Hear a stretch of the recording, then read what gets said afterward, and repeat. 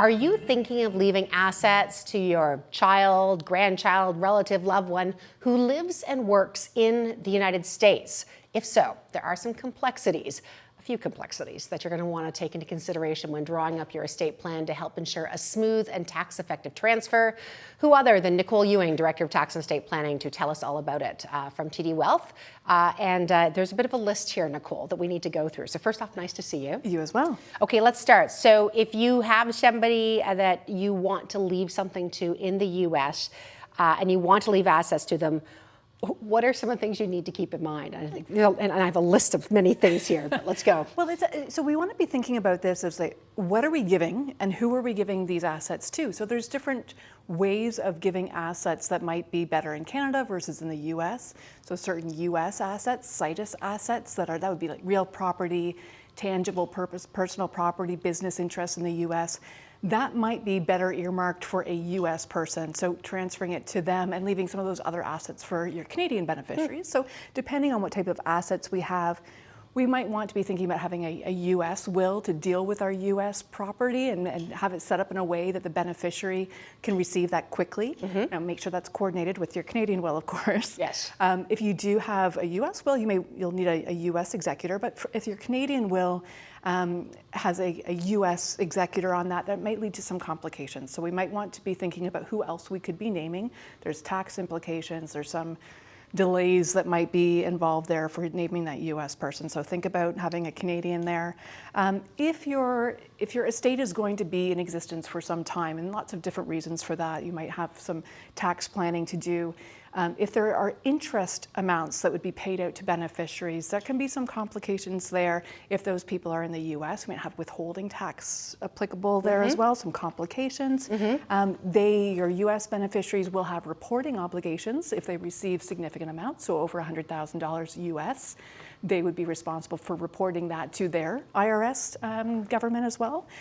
And then to the extent that you own certain types of assets, so if you have Canadian mutual funds or exchange traded funds, ETFs, and you're holding those in a Canadian estate that has US beneficiaries, again, if that's for a prolonged period of time, you might start stumbling into the PFIC reporting rules and getting a little bit more complicated in terms of their US beneficiaries and their filing requirements. So we want to step back, think about what assets we're dealing with, think about where people are located. Different states even have different rules than other states. So certain types of property, real property, you can transfer by deed in this state, but not in this state. So having a clear understanding of the rules that you're dealing with will really help here.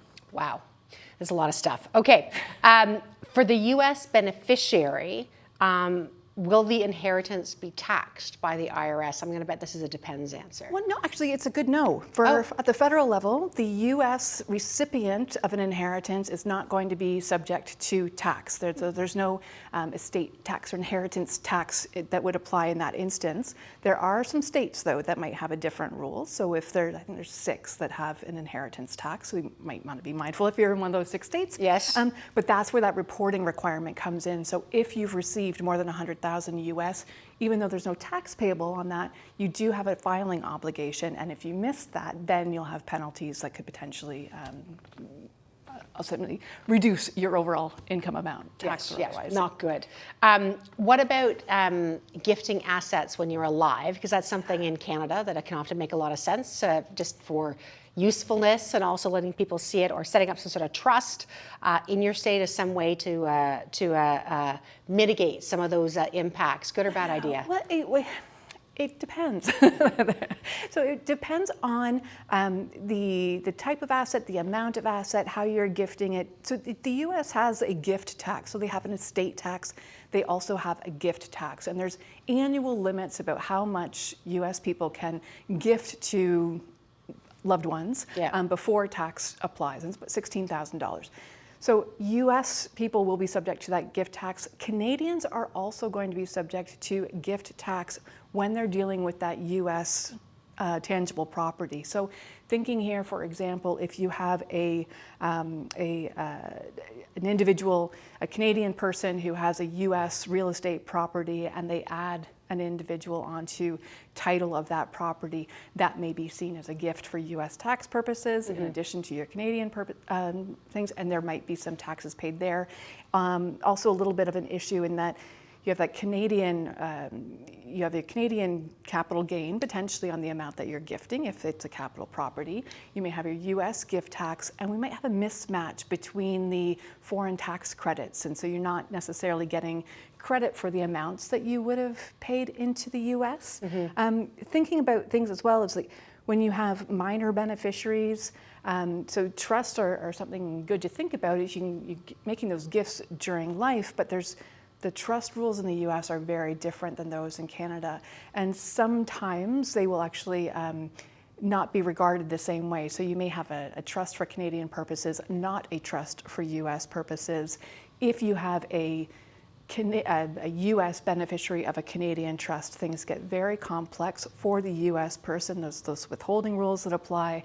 They also have reporting obligations, and they can even be attributed as having received income that they never even received. So depending on how things are set up, again, we want to make sure that we are having our gifts being given in a way that reduces any big amounts of tax, and that our trusts make sense both from a Canadian planning purpose and from a U.S. perspective as well, because the rules are quite different. I generally always ask this question, but never have I think this question matters more than I'm asking right now. Work with somebody, work with a professional. You really do need to work with a professionals here in this instance. So many Canadian professionals who are experts at what they do might not have that insight into the U.S. rules, those cross-border rules. So making sure that you are working with a Canadian professional who has that cross-border expertise and can make suggestions to you. For example, if you have that U.S. beneficiary or executor, what are your other options? You may consider a Canadian trust company, a professional executor to act in that instance. They can give you these recommendations, but also working with the U.S. folks to ensure that whatever you're doing down there isn't offsetting what you're doing in Canada. Sometimes we have these rules that say, for a will, for example, you put a will in place in the U.S., that could inadvertently revoke your will in Canada. So professionals, your tax professionals, investment professionals. I mentioned that there's certain types of assets that will be treated differently. You might want to work with your investment professionals now to reduce those types of assets that have those negative tax consequences and reallocate those funds in a way that really works for you and your family and your beneficiaries. Yeah, and transparency amongst all the professionals. That's one of the most big things. Nicole, always a pleasure. Thank you. Oh, it's mine.